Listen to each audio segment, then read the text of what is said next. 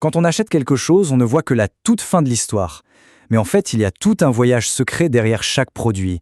Et c'est justement ce qu'on va explorer ensemble, le parcours caché de nos achats, depuis leur création jusqu'à ce qu'ils atterrissent entre nos mains. Et tout ça nous amène à une question qui a l'air toute simple. Qu'est-ce qu'une étiquette de prix nous dit vraiment ? Parce que, vous allez voir, derrière ce simple chiffre se cache un parcours bien précis, des intermédiaires et même une taxe assez surprenante dans son fonctionnement. Alors c'est parti. Avant qu'un produit n'arrive dans notre panier, il a déjà fait tout un périple. Plongeons dans ce fameux voyage. Ce chemin, ça porte un nom, le circuit de distribution. Pour faire simple, c'est un peu la feuille de route du produit, son itinéraire de l'usine jusqu'à la maison. Et attention, toutes les routes ne se ressemblent pas. Parfois, c'est une ligne droite super courte. Et d'autres fois, c'est un chemin bien plus long avec plusieurs arrêts. Voyons un peu les options les plus courantes. En gros, il y a 3 grands schémas.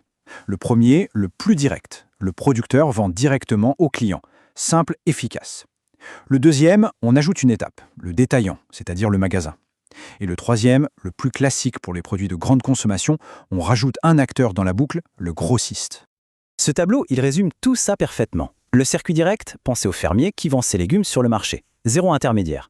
Le circuit court, c'est le même fermier, mais cette fois il livre directement le supermarché du coin. Et le long, c'est l'exemple type du shampoing, qui va d'abord chez un grossiste avant d'être réparti dans plein de magasins différents. Mais voilà le point intéressant. Chaque étape supplémentaire sur cette route, ce n'est pas juste un détour, ça ajoute aussi des coûts. Et c'est là qu'une petite taxe, que l'on connaît tous de nom, entre en jeu, même si son mécanisme reste souvent un peu flou. Cette fameuse taxe, c'est bien sûr la TVA, la taxe sur la valeur ajoutée.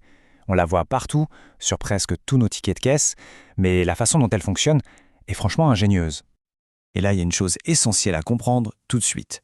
La seule personne qui paye réellement la TVA à la fin, c'est le consommateur final. C'est nous. Les entreprises, elles, ne font que jouer le rôle de percepteur pour l'État. C'est une nuance énorme. Ok, mais comment ça marche concrètement pour une entreprise ? C'est assez simple. D'un côté, elle facture de la TVA à ses clients. Ça, c'est la TVA collectée. De l'autre, elle a le droit de déduire la TVA qu'elle a elle-même payée sur ses propres achats. Ça, c'est la TVA déductible. Et hop, elle ne verse à l'État que la différence entre les deux. Pour que tout ça devienne limpide, rien de tel qu'un exemple. On va suivre un produit tout bête, un pull, et on va décortiquer le chemin de la TVA étape par étape. Vous allez voir, tout va s'éclairer. Allez, première étape, le producteur. On est dans l'usine où notre pull est fabriqué. C'est le point de départ de tout. Alors, comment ça se passe pour lui ? Disons qu'il vend le pull 20 € hors taxe au grossiste. Il doit ajouter la TVA, soit 4,20 €. Ça, c'est la TVA qu'il collecte. Mais pour fabriquer ce pull, il a acheté du tissu et a déjà payé de la TVA dessus. Mettons 2,10 €. Ça, c'est sa TVA déductible. Le calcul est donc tout simple. Il a collecté 4,20 €, il peut en déduire 2,10 €. Au final, le producteur verse donc 2,10 € à l'État. C'est clair, non ? On continue le voyage. Le pull arrive maintenant chez le grossiste. Lui, son travail, c'est d'acheter en grande quantité pour revendre au magasin. Le grossiste, bien sûr, va revendre le pull un peu plus cher, disons 30 €. Il collecte donc 6,30 € de TVA. Et sa TVA déductible à lui, c'est tout simplement la TVA qu'il vient de payer au producteur, c'est-à-dire les 4,20 €. Et là, regardez bien, 6,30 € collecté moins 4,20 € déductible, ça fait 2,10 €, exactement la même somme. On commence à voir un motif se dessiner.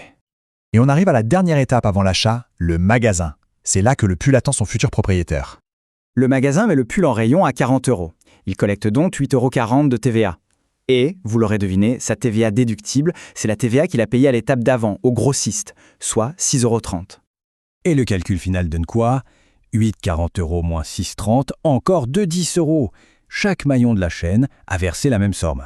En fait, chacun paie la taxe uniquement sur la valeur qu'il a ajoutée au produit. D'où le nom taxe sur la valeur ajoutée. C'est logique. Bon, on a suivi tout le parcours côté entreprise. Maintenant, assemblons toutes les pièces du puzzle. C'est l'heure de la grande question. Au final, qui a vraiment payé toute cette TVA ? La question est simple. Le producteur a versé 2,10 € à l'État, le grossiste aussi, et le détaillant pareil. Mais la TVA totale incluse dans le prix final est bien de 8,40 €. Alors, qui a vraiment payé cette somme ?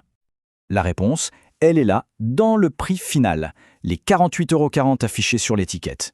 Ce prix inclut l'intégralité des 8,40 € de TVA, c'est donc le consommateur final, et personne d'autre, qui assume la charge totale de la taxe. En fin de compte, cette phrase résume tout. Les entreprises agissent comme des collecteurs d'impôts, rien de plus. Le véritable payeur, à la toute fin de la chaîne, c'est la personne qui repart avec le pull. Alors la prochaine fois qu'on sera sur le point d'acheter quelque chose, est-ce qu'on regardera cette petite étiquette de la même manière, maintenant qu'on connaît son voyage secret ?